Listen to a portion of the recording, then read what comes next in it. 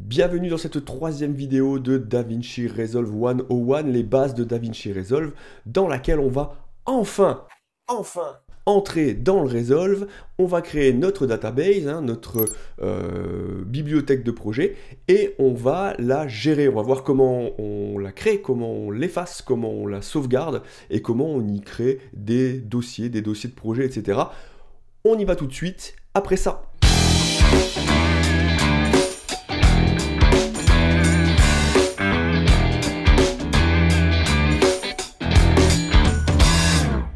Nous voici donc à l'ouverture de DaVinci Resolve dans cette page de Project Manager ou de gestionnaire de projet. Donc c'est cette fenêtre flottante qui nous permettra de gérer nos projets, d'entrer dans un projet et de démarrer à travailler dans DaVinci Resolve. Il y a cette fenêtre-là, Project Manager, et puis il y a cette barre de menu, cette barre d'outils que vous retrouverez tout le long de l'utilisation de Resolve, dans laquelle on va aller trouver plein de choses qu'on va pouvoir faire. Comme à plein d'endroits dans le Resolve, quasiment partout en fait, il y a plusieurs méthodes, plusieurs façons de faire la même chose. On va les trouver par des raccourcis dans les fenêtres et dans les menus et dans les fichiers. Alors, on est ici dans une première base de données, une database qui est installée, donc comme je le disais dans la vidéo précédente, sur notre disque local, là où est installé notre Resolve. Et voilà, on la voit pas, d'accord? Donc ici, on a directement un projet qui n'a pas de nom, qui a été créé automatiquement par le Resolve, et on ne voit pas nos bases de données. Alors pour voir nos bases de données, il faut cliquer sur cette icône ici, là, qui est juste à côté. Okay, quand on clique sur cette icône, on voit que, voilà, ici, moi, j'ai deux databases, deux Project Libraries ou bibliothèques de projet en local, une 00 new 01 et puis une autre qui s'appelle Crucial X8 puisque c'est database, puisque c'est sur un disque SSD Crucial que je l'ai installé. Pour moi, c'est ma méthode à moi de reconnaître et de savoir où j'ai mis quelle base de données. Donc ici, on voit bien qu'on a cette base de données. Ce qu'on va faire, ce que je vous propose de faire, c'est déjà de l'effacer, de la supprimer et d'en recréer une. Pour gérer notre base de données, eh bien, on va cliquer sur le i ici qui est le petit icône de détail. Quand on clique dessus, on voit les détails de notre base de données. Pour revenir en arrière, on clique sur le chevron là et on revient dans la liste. Donc on clique sur le bouton détail, on voit qu'ici on a donc notre base de données et ce qu'on peut en faire, c'est la révéler dans le Finder. Alors moi je travaille sous Mac, donc j'ai un Finder. Pour Windows, ça va être le gestionnaire de fichiers ou l'explorateur Windows, je crois. Et puis ici, on peut la sauvegarder, faire un backup ou la supprimer. Donc moi, ce que je vais commencer par faire, cette new 01 là, c'est que je vais la supprimer. Je vais l'enlever. Donc hop, je clique sur Remove et il m'ouvre une petite fenêtre, celle-ci, qui est arrivée sur mon deuxième écran, et je clique sur Disconnect.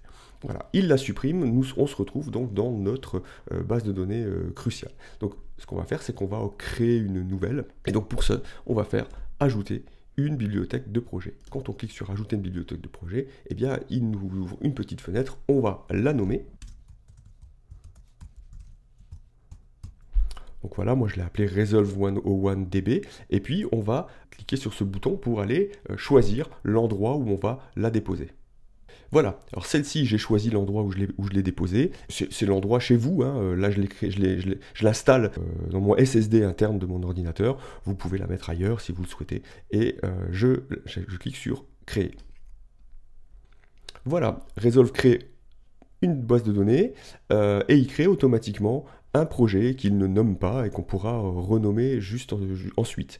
En cliquant toujours sur les détails, eh bien, on a la même chose que tout à l'heure. On peut la sauvegarder, on peut l'afficher dans le Finder ou on peut la supprimer. Si je veux faire un backup, c'est ça qu'il va falloir faire assez régulièrement, une sauvegarde, un backup, et on clique sur le bouton Backup et il nous ouvre automatiquement notre Finder pour nous proposer l'endroit où on va vouloir la sauvegarder. Ensuite, eh bien, quand on revient ici, si on veut ne plus afficher nos bases de données, eh bien évidemment, on va recliquer sur cette icône. Et si on veut l'afficher à nouveau, on reclique ici. On fait le tour du propriétaire.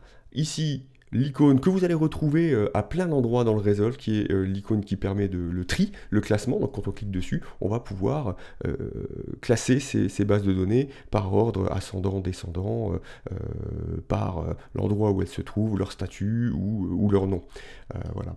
Ici, ce deuxième icône sert à aller chercher une base de données qu'on veut restaurer, qu'on va aller chercher sur un autre disque, à un autre endroit et qu'on veut restaurer pour pouvoir l'utiliser dans le Resolve. Évidemment, la loupe pour la recherche. Lorsqu'on referme cet onglet, on se retrouve donc dans les projets qui sont dans cette base de données précise.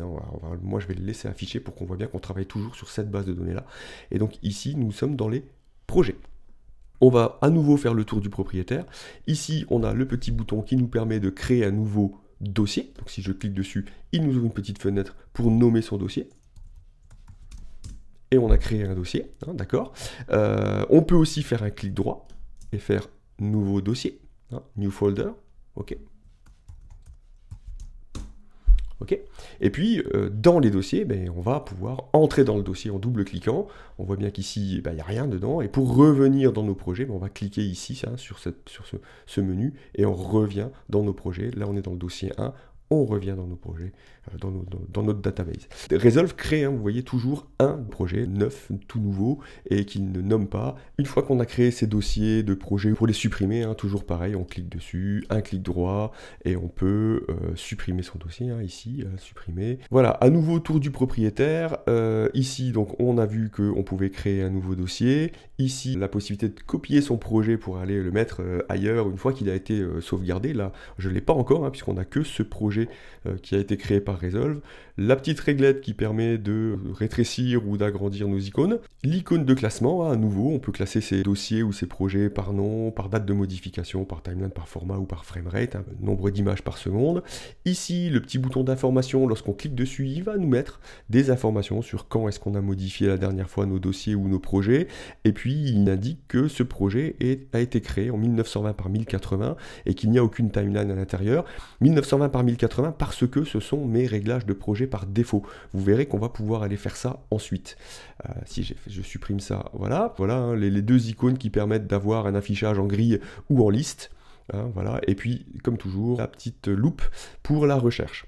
En bas, nous avons la possibilité d'exporter nos projets, d'importer des nouveaux projets, de créer un nouveau projet ou d'ouvrir le projet qui est ici, qui est sélectionné. Donc, soit on ouvre en double-cliquant dessus, soit en appuyant sur le bouton Open. Et juste avant de faire ça, puisque nous avons terminé de créer notre database et de voir ce qui se passe à l'intérieur de cette database, avant de créer nos projets et de commencer à travailler dedans, nous allons dans la vidéo suivante nous attaquer aux réglages généraux du Resolve, puisque ils vont avoir un impact sur le réglage de nos projets. Et on se retrouve tout de suite dans la vidéo suivante.